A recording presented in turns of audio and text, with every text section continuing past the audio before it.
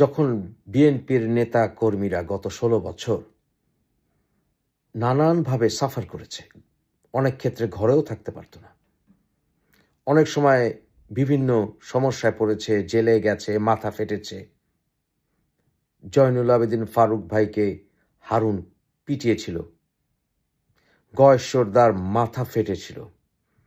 তুই তখন লন্ডনে বসে বসে স্যান্ডউইচ খাচ্ছিলি।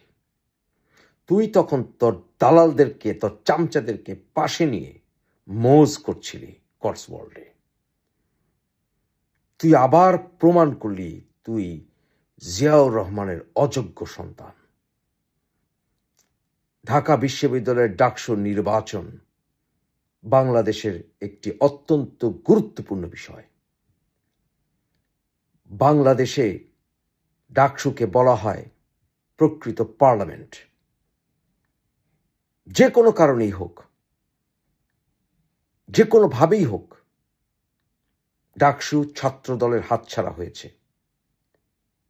এটা তোর ব্যর্থতা। যখন আমরা গতকাল সারা রাত নির্ঘুম কাটিয়েছি, যখন ছাত্র দলের ছেলেরা আন্দোলন করছে, প্রেস কনফারেন্স করছে, বক্তব্য দিচ্ছে, সাধারণ ছাত্র ছাত্রীরা এই নির্বাচনে যে কারচুপি হচ্ছে তা নিয়ে কথা বলছে, তুই তখন বিদেশে বসে টেলিভিশনে নিশ্চয়ই আজে বাজে সিনেমা দেখছিলি। তুই তোর বাপের অযোগ্য সন্তান, তুই একটা কাওয়ার্ড, কাপুরুষ। এত বড় দল থাকতে যখন তুই বাংলাদেশে যাস না, আসল কারণ হচ্ছে চোরের মন পুলিশ পুলিশ। তুই জানোস তুই 21শে আগস্ট গ্রেনেড হামলার সাথে জড়িত। তুই জানোস তুই 10 ট্রাক অস্ত্র মামলার সাথে জড়িত। তুই জানোস তুই অযোগ্য নেতা। তুই জানোস তুই মার খেয়েছিলি হাওয়া ভবনের কেলেঙ্কারির জন্য। তুই কোনোদিন রাজনীতির জন্য কোনো রকম রিস্ক নিসনি। তুই জানিস তুই বাংলাদেশের শহীদ রাষ্ট্রপতি জিয়াউর রহমানের অযোগ্য কুলাঙ্গার সন্তান।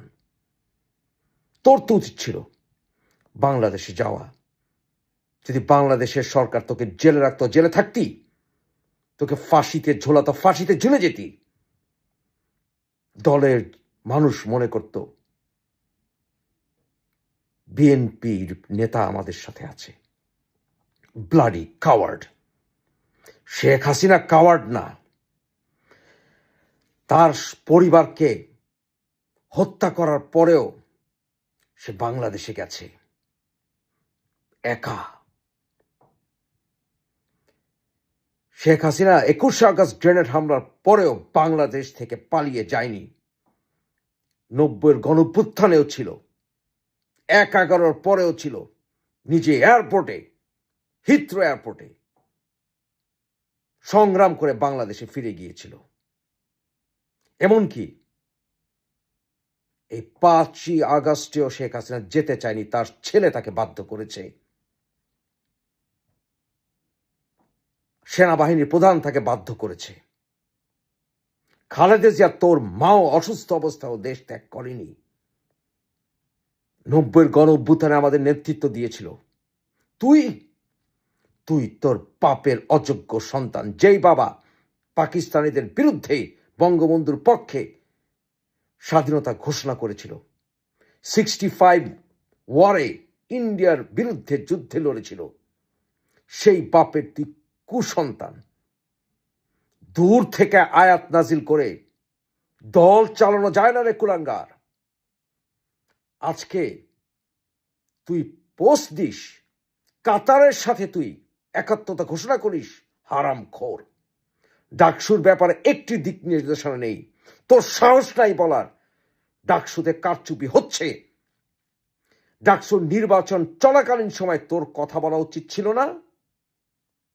কি তোর উচিত ছিল না এখন পর্যন্ত একটি স্টেটমেন্ট দেওয়া তোর সোশ্যাল মিডিয়াতে? হারামখোর, অযোগ্য সন্তান, তুই বিষ খেয়ে মরিস না কেন? বাংলাদেশের বিএনপিকে মুক্তি দে তুই। আমার মতো একজন জিয়া প্রেমিক আজ থেকে বিএনপির প্রতি আস্থা তুলে নিলাম। হারামখোর, তুই কাতার নিয়ে লিখিস, তোর মাথায় কাজ করে কিভাবে যখন ডাকসু হাতছাড়া হয়ে গেছে? হারামখোর, কুলাঙ্গার।